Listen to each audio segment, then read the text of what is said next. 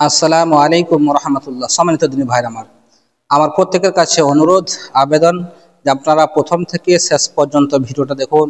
ইনশাআল্লাহ অনেক কিছু শিখতে পারবেন, অনেক কিছু জানতে পারবেন। আমি আজকে যে বিষয় নিয়ে আলোচনা করব তা হচ্ছে ইসলামে বা শরীয়তে এমন কিছু নির্দেশ রয়েছে, এমন কিছু আদেশ রয়েছে যে কাজগুলো, যে আমলগুলো তাড়াতাড়ির সাথে, দ্রুতর সাথে আদায় করতে বলা হয়েছে বা করতে বলা হয়েছে।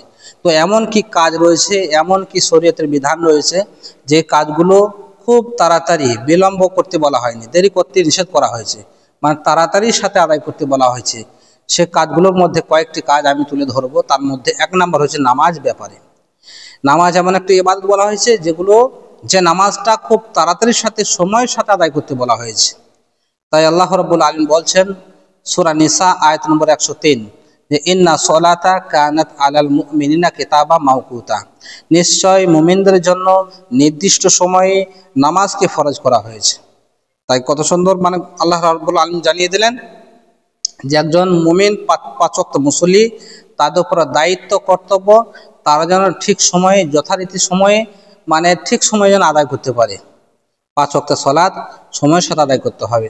আমি যদি জোহরের সলাৎটা আসর আদায় করব বলি, আসর বা জোহর দুটিকে মিলে মাগরিব আদায় করব বলি, কখনোই সেটা হবে না। ইসলাম কখনোই সেটা মেনে নেবে না।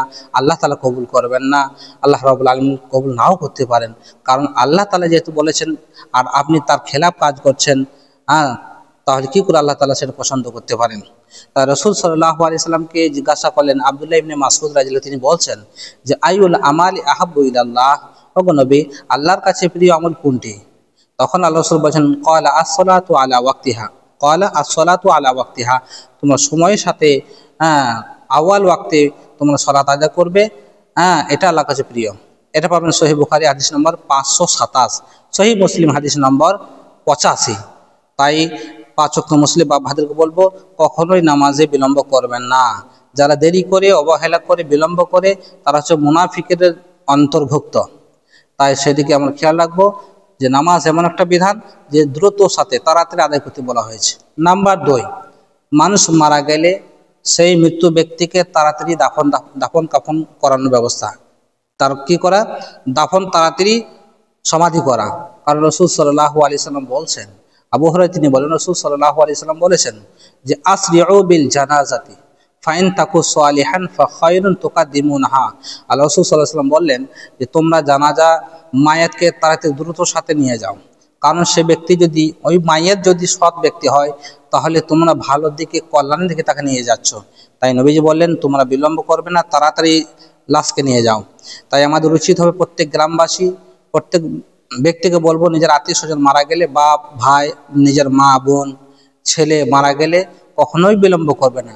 ঘন্টার পর ঘন্টা রেখে দেবেন না, 12 ঘন্টা 16 ঘন্টা রাখবেন না। এটা শরীয়তে অন্যায় কাজ, গর্হিত কাজ বলে গণ্য হবে। তাই রাসূল সাল্লাল্লাহু আলাইহি ওয়াসাল্লাম বললেন তোমরা তাড়াতাড়ি দাফন করার ব্যবস্থা করো। কিন্তু বর্তমান সময় দেখা যায় আমার আত্মীয় স্বজন দিল্লি, মুম্বাই, গুজরাট, চেন্নাই আছে, তা তারা আসবে, তাদের জন্য 12 ঘন্টা 16 ঘন্টা ওয়েট করতে হয়, তারপরে সে মায়াতকে আবার কবরে দাফন করা হয়। এটা কখনোই উচিত নয়। এটা হচ্ছে, দেখুন, শরীয়ত এমন কোনো ব্যক্তিগত নিজের স্বার্থ, তার ইচ্ছাধীন চলে না। তাই বলো প্রত্যেকে সেদিকে খেয়াল রাখবেন। সে আমার আত্মীয় স্বজন যে কোথায় থাকুক না কেন, আমাকে ইসলামকে আগে মানতে হবে। যে সময়ের সাথে তাড়াতাড়ি আমাকে জানাজা করতে বলা হয়েছে, দাফন করতে বলা হয়েছে, ঘন্টার পর ঘন্টা রেখে দেওয়াটা উচিত নয়। নাম্বার 2, তো এই যে জানাজা তাড়াতাড়ি বললেন যে তোমরা তাড়াতাড়ি লাশকে নিয়ে যাও, এটা পাবেন সহিহ বুখারী হাদিস নম্বর 1315 নম্বর হাদিস। এবার আসুন 3 নম্বর বিষয় যেটা যাব, সেটা হচ্ছে সন্তান আকিকা, নাম রাখা। মানে আপনার সন্তান ছেলে হোক মেয়ে হোক, তার সপ্তম দিনে না আকিকে জবাই করা, পশু জবাই করা, নাম রাখা, মাথা মুন্ডন করা, এটা তাড়াতাড়ি করতে বলা হয়েছে, সপ্তম দিনে করতে বলা হয়েছে। আমরা অথচ আমরা সেইটিকে লক্ষ্য রাখি না। এটা একটা আল্লাহর ইবাদত। তো রাসূল সাল্লাল্লাহু আলাইহি সাল্লাম বলছেন, আবু দাউদ হাদিস নম্বর 2838, কথা বললাম, আবু দাউদ হাদিস নম্বর 2838 নম্বর হাদিস। তো সামুরাতা ইবনে জুনদিব রাদিয়াল্লাহু, তিনি বলেন রাসূল সাল্লাল্লাহু আলাইহি সাল্লাম বলেছেন কুল্লু গোলামিন রাহিনাতুন বিআকিকাতিহি, নবীজি বলছেন প্রত্যেকটি শিশু সন্তান আকিকার সাথে বন্ধক থাকে। তাই নবীজি বলছেন যে তুসবাহু আনহু ইয়াউমা সাবিহি, তোমরা সপ্তম দিনে সেই আকিকা করো, সন্তানের মানে নাম রাখো, আকিকা করো, পশু জবাই করো। তারপর বলেন ওয়াইউহলাকু, মাথা মুন্ডন করো, নেড়া করো, ওয়াইউসাম্মা, নাম রাখো, নাম রাখবে। আল্লাহ রাসূল এগুলো তিনটি কাজ করতে বলেন। তাই আমাদের প্রত্যেককে উচিত যে সপ্তম দিনেই আকিকা করার চেষ্টা করবেন, পশু জবাই করার চেষ্টা করবেন। এটা রাসূলের সুন্নাত। কখনোই বিলম্ব করবেন না, ইচ্ছাকৃতভাবে দেরি করবেন না। কোনো মানুষ দেখা গেল অভাব অনটন কারণে, সে পয়সা পাতি না থাকার কারণে দেরি হয়ে গেছে, আল্লাহর কাছে ক্ষমা চাইবেন যে আল্লাহ আমার দেরি হয়ে গেল, সুন্নতটা আদায় করতে পারলাম না। পরে যদি এরকম মানে দেরি হয়ে যায়, অবশ্যই আকিকা দিবেন, কারণ আকিকা বন্ধক থাকে।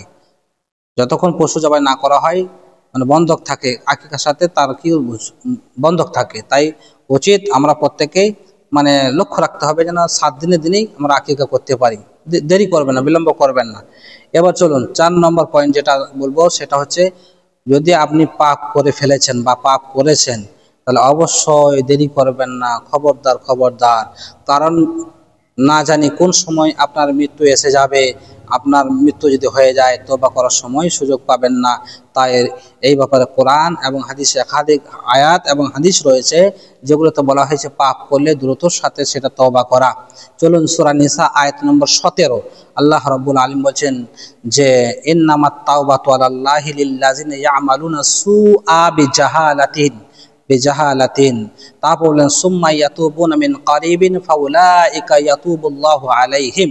সূরা নিসা আয়াত নম্বর 17 মধ্যে আল্লাহ তাআলা কি সুন্দর বললেন, বলছে নিশ্চয়ই ওই সমস্ত ব্যক্তিদেরকে আল্লাহ তাআলা তওবা করেন যারা জাহিলিম করে অজ্ঞতাবশত পাপ কাজ করেছে।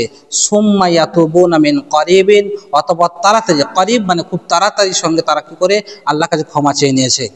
পাপ করেছে বটে, তাড়াতাড়ি ক্ষমা চেয়ে নিয়েছে। ফাউলাইকা ইয়াতুবুল্লাহু আলাইহিম, ওরাই হচ্ছে ওদের আল্লাহ রাব্বুল আলামিন তওবা কবুল করেন, মানে আল্লাহ তাআলা মাফ করে দেন। তাহলে বলছেন যে মানে গুনাহ করেছে, গুনাহ করার সাথে সাথে আল্লাহর কাছে তওবা করে নিয়েছে, ওই ব্যক্তিদেরকে আল্লাহ তাআলা কি তাদের তওবা কবুল করে থাকেন। তাই যদি গুনাহ করেছি অবশ্যই আমরা কখনোই 1 দিন 2 দিন পার করব না, সময়ের সাথে সঙ্গে সঙ্গে আল্লাহর কাছে ক্ষমা চেয়ে নেব, আল্লাহ আমার ভুল হয়েছে, আল্লাহ তুমি আমাকে ক্ষমা করে দাও। তাই বলবো যে আপনারা এই 4টি বিষয় লক্ষ্য রাখবেন, খুব তাড়াতাড়ির সাথে কাজগুলো করবেন। নাম্বার 1, যে আপনি 5 ওয়াক্ত সালাত নির্দিষ্ট সময় আদায় করবেন।